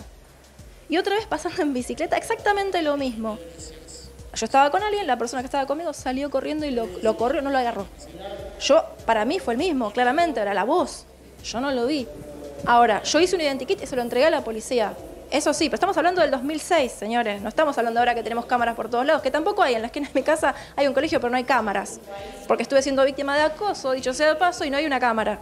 Entonces, no es que yo lo vi, yo no lo conocía, así que, pero te pido por favor que no hagas esto un tema de morbo. Si quieren pueden mirar no es un tema de morbo, es un tema de que me parece que fue muy profesional, pero donde cuento todo en detalle. No es eso, le estoy preguntando porque me pareció que, como lo comentó, no sé en qué caso, en qué quedó de la policía, y la verdad me parece que las causas hay que seguirlas para resolverlas. Cerramos acá y coincido, diputada. No sé qué suma la cuestión, la verdad me parece que no suma. Diputada, la verdad es que teníamos ganas de solidarizarnos por lo que había contado, que cuente efectivamente lo importante detrás de este tema. Pregunta sobre la sesión. ¿En qué momento está la sesión y en qué momento están los acuerdos respecto de algo que contaba recién mi compañero para tratar temas que, bueno, al gobierno le pueden generar algún traspié? Tema fondos para las universidades y sobre todo el tema de los fondos reservados para la CIDE. Bueno, hoy estamos tratando en este momento que la educación sea declarado como un servicio esencial, porque lo es. De hecho, no puede ser que se... A ver, estamos de acuerdo que los sueldos son bajos, estamos en una emergencia económica, estamos empezando a salir, recién ahora estamos teniendo un 4% de inflación. Estamos complicados. Hay cosas que no se pueden resolver ya, pero la educación tiene que ser esencial porque justamente los chicos necesitan educarse. ¿Cómo vamos a hablar de educación universitaria si no podemos siquiera tener chicos que sepan leer y escribir? No pueden, o sea, los chicos que salen actualmente del colegio con este nivel no pueden entrar a la universidad, entonces, media pila, hay prioridades. Bueno, pero y vamos a ver qué es lo que pasa, pero no hay que podemos llegar a estar hasta las 8 de la mañana. Pero no es desfinanciando las universidades que se va a resolver No hemos desfinanciado. Es lo que dicen las autoridades universitarias. Las autoridades universitarias están declarando emergencia salarial. Falso. Las autoridades universitarias están mintiendo. Bueno, emergencia salarial no es de financiar. Quiere decir que los sueldos son bajos, como los de todos los argentinos en general.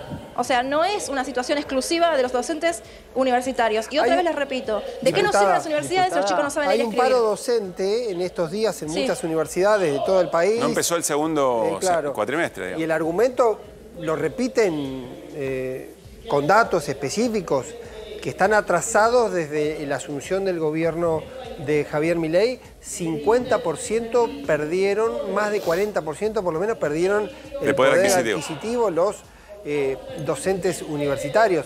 No sé si eso es si no es un financiamiento, no sé cómo se puede llamar. Sueldos bajos se llama, señor. Y otra vez, si no podemos tener chicos que sepan leer y escribir, no podemos tener chicos en la universidad. Tengo que volver a la sesión, les agradezco mucho por la oportunidad de hablar. Gracias, de verdad, gracias por la solidaridad. Un saludo muy grande. Que esté muy bien. Bueno, la diputada Lilia de Moina. Gran trabajo, Cristian, gran trabajo y seguimos. Muchas gracias. Y seguimos, por supuesto, allí a la espera de testimonio. Sí, acá hay un dato interesante de lo que dice la diputada Lemoine.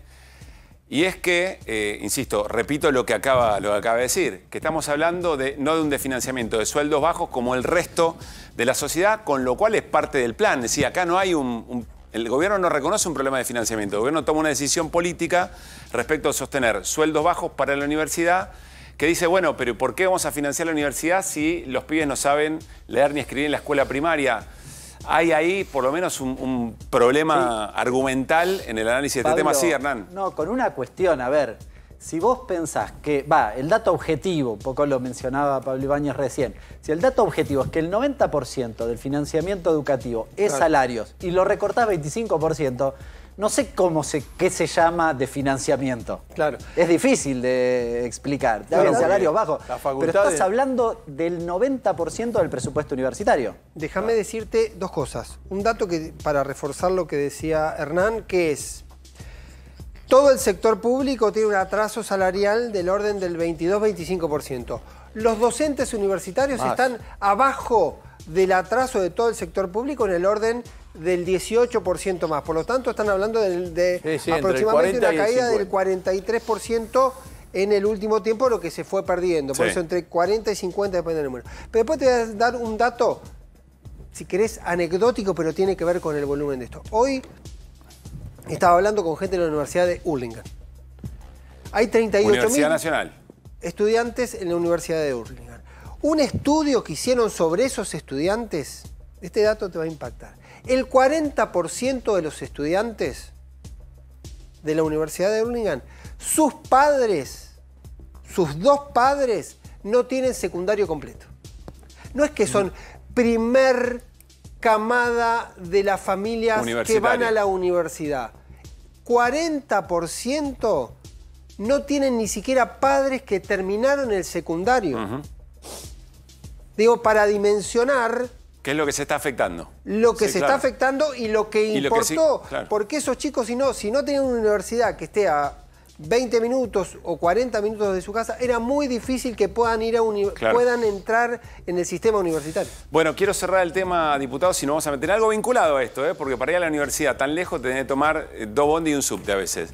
Entonces, todos los acuerdos con los que se comenzó la reunión del Congreso de hoy están en suspenso. Se fueron cayendo. No se sabe si se trata el tema fondos reservados para la CIDE. ¿Y qué pasa con los fondos universitarios? Lo que está preparado para fondos universitarios es que no se apruebe el dictamen de mayoría, que era el proyecto que tenía más volumen, que es el de Unión por la Patria, se caiga se caiga del PRO y termine tratándose el del radicalismo. ¿Cuándo? Esta misma noche. Sí. Que se trate esta misma noche para avanzar. Pero por lo que dice la diputada Lemoyne, lo va a vetar el gobierno entonces. Sí, lo va a vetar, que es la difícil. Esa es una de las discusiones que hay internamente, porque estaban previendo qué se puede hacer. Fíjate vos cómo es la dinámica política. Tratar de hacer un proyecto lo más liviano posible para que no lo vete el presidente. A ese punto también está la discusión, que de hecho es lo mismo que ocurre en el Senado con la ley de reforma jubilatoria.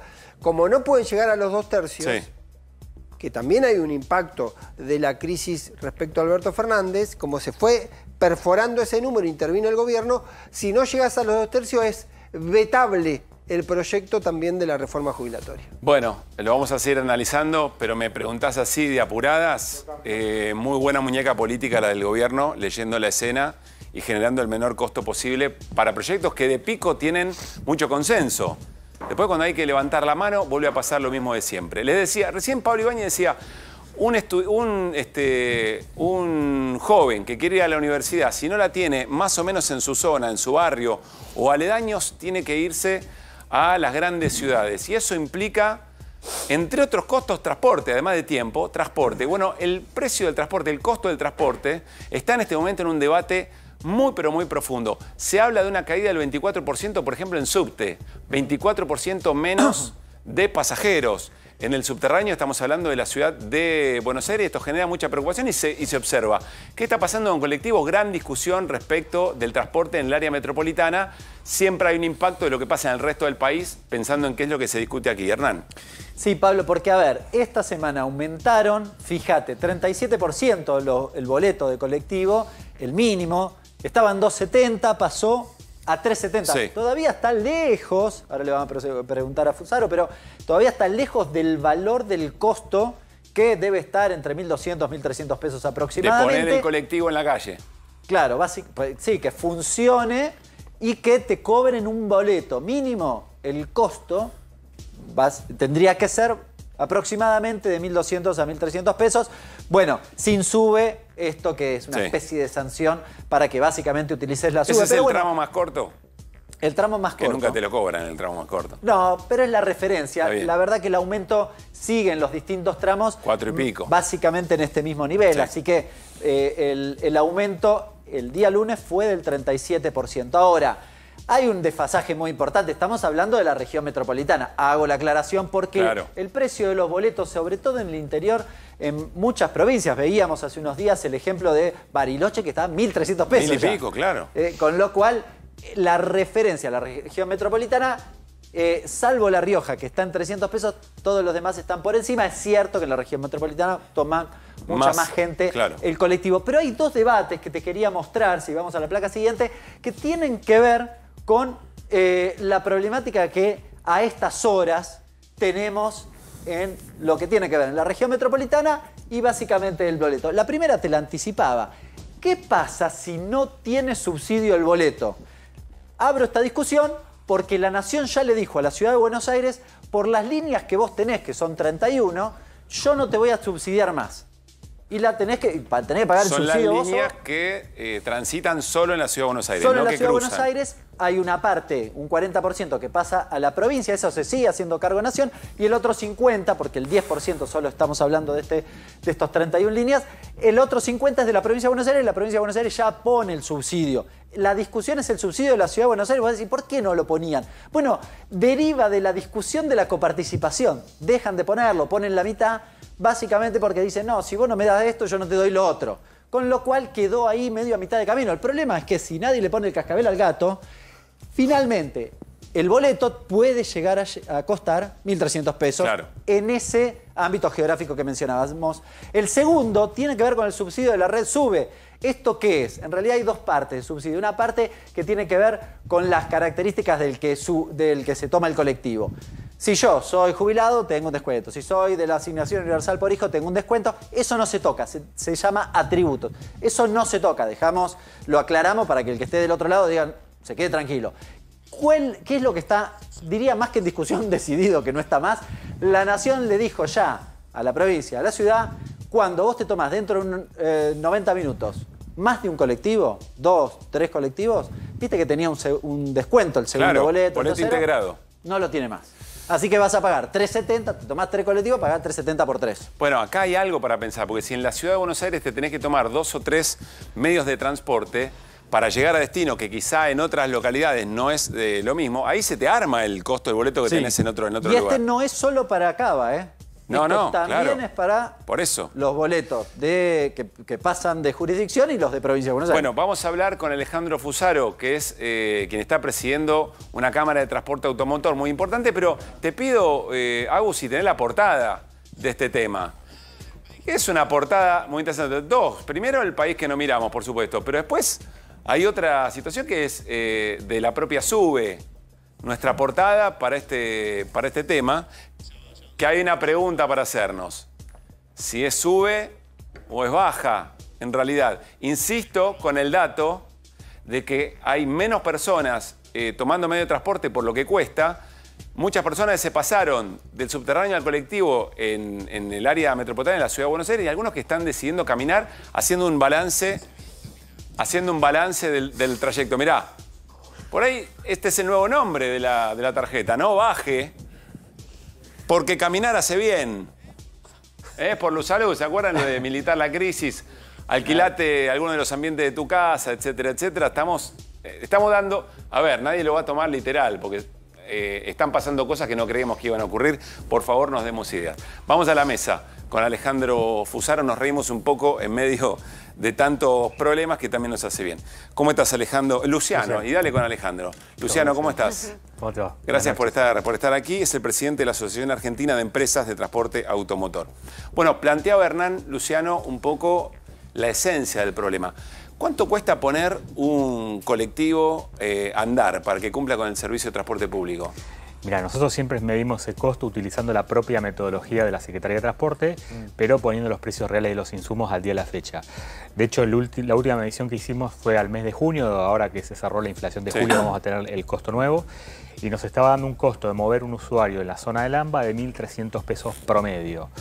Eso, si se trasladase todo a un cuadro tarifario, implicaría un boleto mínimo de 1.300 pesos, de 1.000 pesos, un boleto de segunda sección de 1.300 y así sucesivamente. O sea, 4 veces más prácticamente de lo que se paga hoy en día, siendo que el subsidio es el 75% del ingreso. ¿La Secretaría reconoce menos que eso? Porque lo dijiste medio al pasar. Sí, y eso es una eterna discusión. A lo largo de estos años hemos tenido una brecha que se amplió a medida que se acelera la inflación, está en torno al 34%, motivado a que, por ejemplo, la última vez que se actualizó la cuenta que termina el nivel de subsidio fue con precios de los insumos al mes de abril. Claro. O sea, todo lo que pasó desde entonces no se actualizó. Después hay otros insumos críticos que vienen desfasados de hace bastante tiempo. Ejemplo, el valor del colectivo, que es un valor que si se sincerase en esa estructura de costo implicaría una carga adicional muy fuerte que se tiene que pagar o con subsidios o con tarifa. Hoy un día un colectivo 0 kilómetro vale 200 millones de pesos.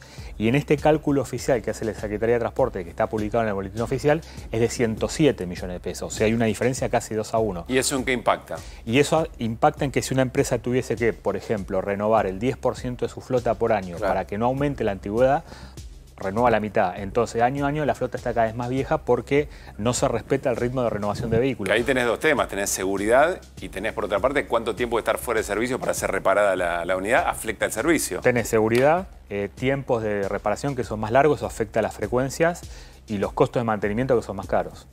Déjame hacerte esta pregunta. Si ustedes no se ponen de acuerdo con el gobierno respecto de cuál es el costo real, después hay una decisión política, corregime Hernán, hay una decisión política de cada gobierno dice, bueno, yo voy a subsidiar, yo creo que el transporte debería costar lo siguiente a la gente, para que vaya a laburar, para que vaya a estudiar, para que se movilice. Es una decisión política de un gobierno. Si ustedes no se ponen de acuerdo, entonces no te autorizan mayor tarifa, pero tampoco te dan el subsidio. ¿Ya han tomado decisiones de discontinuar el servicio, que haya menos frecuencia? ¿Esto ya lo hicieron? Porque se observa en la calle. Esto que vos estás planteando es una situación así, en blanco y negro, pero hay una situación intermedia, que es la que yo te acabo de decir hace un rato. Se reconoce el costo real menos un 30 a 34%. Entonces, como no tenés todo el costo reconocido, lo que realmente cuestan las cosas, en vez de hacer 100 kilómetros, hace 70. ¿Y dónde se afecta eso? Básicamente los horarios nocturnos, los feriados, los fines de semana, que es donde esto más ya está pasando. Está pasando. O sea, esa decisión ya se tomó por parte de las empresas. Porque no tenés forma material, por más buena voluntad que tengas, no tenés los recursos suficientes para renovar todas las unidades, mantenerlas, hacer todas las frecuencias. Entonces un operador que hace, y bueno, tengo que sacrifico donde menos duele, donde al menos público usuario voy a afectar. Por eso se sostiene la hora pico y los horarios valles, por ahí se reduce la frecuencia. Claro. ¿Qué tal? Buenas noches. ¿Qué tal? Buenas noches.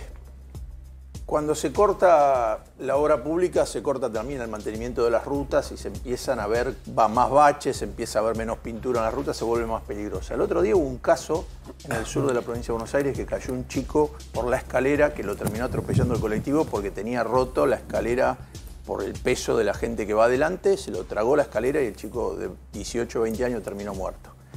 ¿Eso vamos a empezar a ver con más frecuencia? Porque digo, hay niveles que no se puede. Digo, la responsabilidad también es del... Esto no, que no funcione, pero que funcione de esa manera se va a terminar muriendo. Bueno, ese vehículo donde ocurrió esa fatalidad, un vehículo con patente J, para que nos demos una idea de la antigüedad que tenía ese colectivo, la Ley Nacional de Tránsito. Para quien no conoce, ¿qué quiere decir una patente J? Patente J debe ser un modelo 2010, o sea, un coche de 14, 15 años. O sea, ¿y de cuánto tiene que ser, qué antigüedad tiene que tener un coche para que sea seguro? Y la Ley Nacional de Tránsito establece 10 años y de hecho las propias normas, la Secretaría de Transporte hasta principio de año daba 10 años y ahora se prorrogó a 13 porque al no estar los recursos por esta diferencia que te digo entre lo que se paga y lo que se reconoce, la Secretaría de Transporte prorrogó el plazo para que una empresa pueda tener los coches más viejos por más tiempo. O sea, legitimó... Pero eso estaba con una medida. Este chico que murió, concreto. ¿El colectivo estaba habilitado o no estaba habilitado directamente? Es que sí, seguramente está habilitado, tuvo que haber hecho la BTV, pero el tema es el tiempo. Un coche de 14 años no, o 15 años. Que era hasta 13, ya ahí estaría pasado además. Bueno, sí, probablemente. A cualquier cosa. Porque, ¿qué es lo que pasa? Digamos,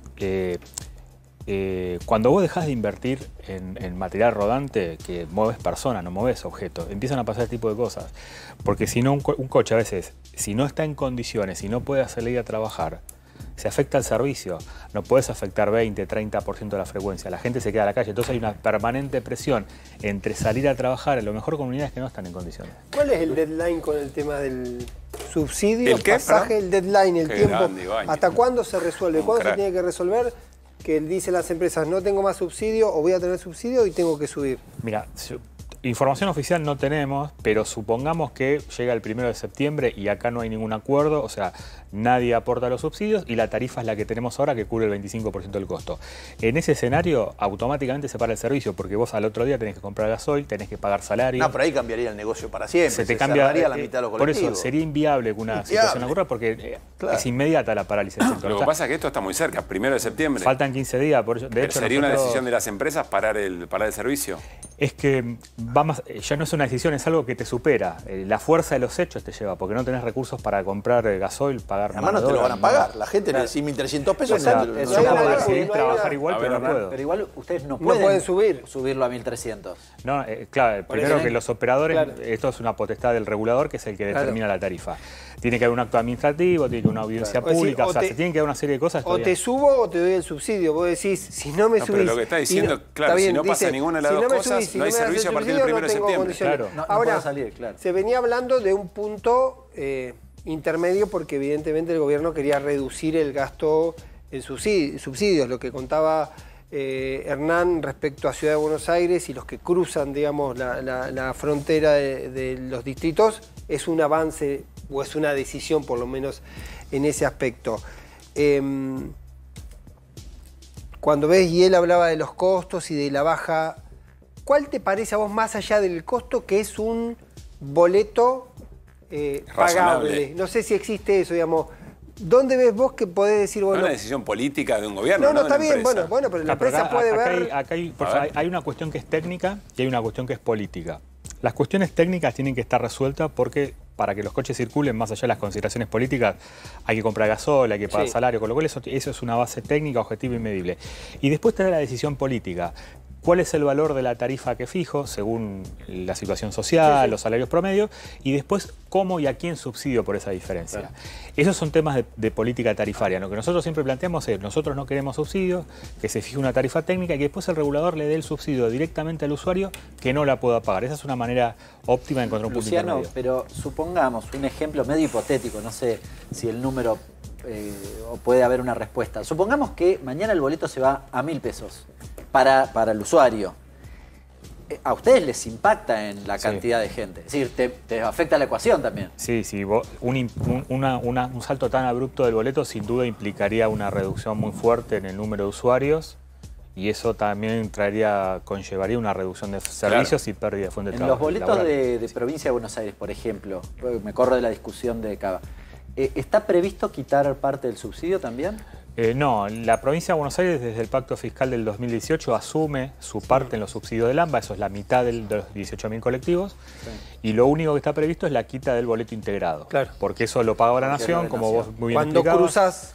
Cuando cruzás no te paga el... Perdón, se estaba viendo en los trenes y sobre todo en los subtes, yo estuve reunido el sábado con un metrodelegado y hechos de violencia entre la gente que quiere saltar y que, bueno, a veces ponen seguridad. La vez pasada fue la policía bonaerense porque no estaba la seguridad ese día trabajando y hubo episodios que la gente tomó partido para un lado, para el otro y se pone tensa la cosa. ¿Qué pasa en los colectivos? ¿También hay gente? Sí, las situaciones de violencia cotidiana. De hecho, hace poco hubo imágenes de una persona que rompió una mujer rompiendo el vidrio. Esas son situaciones bastante frecuentes, lamentablemente, y eso a medida que pasa el tiempo y con los ánimos caldeados se pone más intenso. Luciano, tengo que hacerte una última pregunta, casi por sí o por no, si no me matan. ¿Es correcta esta definición? El superávit que el gobierno ostenta, en parte, se logra con mayor inseguridad de los rodados que se ponen y peor calidad de servicio. Es una contraparte directa al superávit del... Luciano, gracias por haber venido. No, por favor. Que estés muy bien. Está bien, ¿no? A veces uno puede hablar, explicar, los propios docentes universitarios pueden narrarnos las razones de por qué no empieza el segundo cuatrimestre. En un minuto me parece que se explica todo en este momento. Bueno, a ver, dos informaciones muy importantes antes de cerrar QR. Irina, información de último momento. ¿Te acordás de el cura Javier Olivera Rabasi? Lo mencionamos a cuento de las visitas de diputados y diputadas a genocidas, porque se ve que era una de las personas que organizaba, ¿no?, parte de estas visitas. Incluso fue la persona que garantizaba que hablaba con Patricia Bullrich para que le facilitaran el ingreso a los penales. Bueno, hay un comunicado del obispado de Zárate Campana, ya que si bien este sacerdote está... Dice el comunicado, incardinado en la diócesis de San Rafael, en la provincia de Mendoza, por cuestiones familiares vive en Zárate y reside en Zárate Campana. Bueno, se ve que le hicieron varias observaciones y advertencias a raíz de sus actitudes y de sus expresiones, y como no vieron un cambio en él, se le ha comunicado, dice este texto, que deje de residir y actuar en esta diócesis de Zárate Campana. Lo echaron. Es el hijo del represor Jorge Olivera. Al cura que estaba en el grupo que organizaba efectivamente el plan de impunidad para dejar en libertad o mejorar la situación de detención de represores. Esa es una información importante que mañana va a generar mucho ruido. La otra, Hernán, te pregunto, los 100 millones de fondos reservados que por decreto el gobierno le da a la CIDE, que se está discutiendo todavía en el Congreso, ¿se los patinaron? Básicamente sí, el 80% está gastado, ejecutado, devengado, poner la palabra que quieras. Mira, hace 15 días atrás tenías en el presupuesto solo 794 millones de pesos destinados a gastos reservados. Con la modificación presupuestaria saltó a 103.350 millones de pesos. Ahí estaban los 100.000 famosos. Claro. Bueno, ¿cuánto ejecutaron? 81.000. ¿Pero en qué? Si no se vio que hicieron nada. ¿Qué hicieron? Evidentemente... ¿Pero qué es eso? ¿Pero que usted la puede rifar así? O ya lo tenían asignado, lo cual llama poderosamente la atención. Entonces porque reservado. En un plazo... Ya estaban reservados. Claro, en un plazo de una semana los ejecutaron. Sí, los aprobaron, modificaron el presupuesto, ni siquiera lo aprobaron en el Congreso, le mandaron la orden de pago al Ministerio de Economía, el Ministerio de Economía le dijo tiene que ir a ver a Elon Musk. No tiene que ir a ver a Elon Musk, tiene que ir a Copperfield, tiene que ir a ver a este muchacho, porque hace desaparecer las cosas. Mañana ¿Cómo van a vamos con más detalles. Se patinaron, los 100 millones que están discutiendo en el Congreso se los patinaron. Hay un enojo tremendo, seguramente esto mañana también va a picar. Nos vamos, nos reencontramos mañana a las 9 de la noche y quédense en A24 porque viene Babi Echecopar para hacer Basta Babi. Programa QR en nuestras redes, en Instagram y también en X. Y nos vamos como llegamos, con las voces del día. Chao.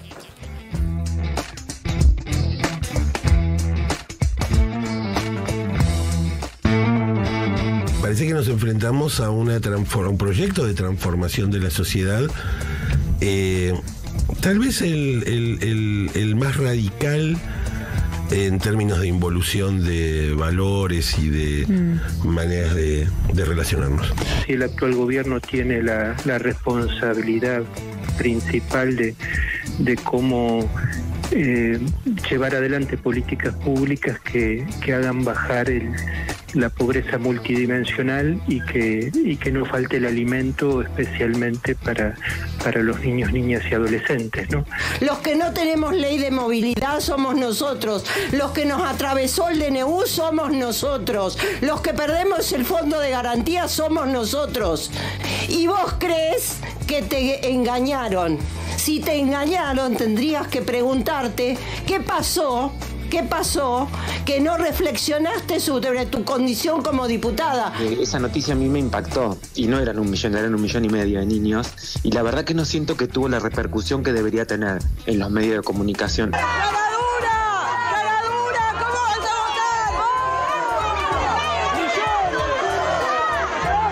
El intento realmente disparatado y absolutamente contrario a cualquier razonamiento de tratar de demostrar más o menos que Cristina tiene la culpa o quienes la cuidaban tienen la culpa.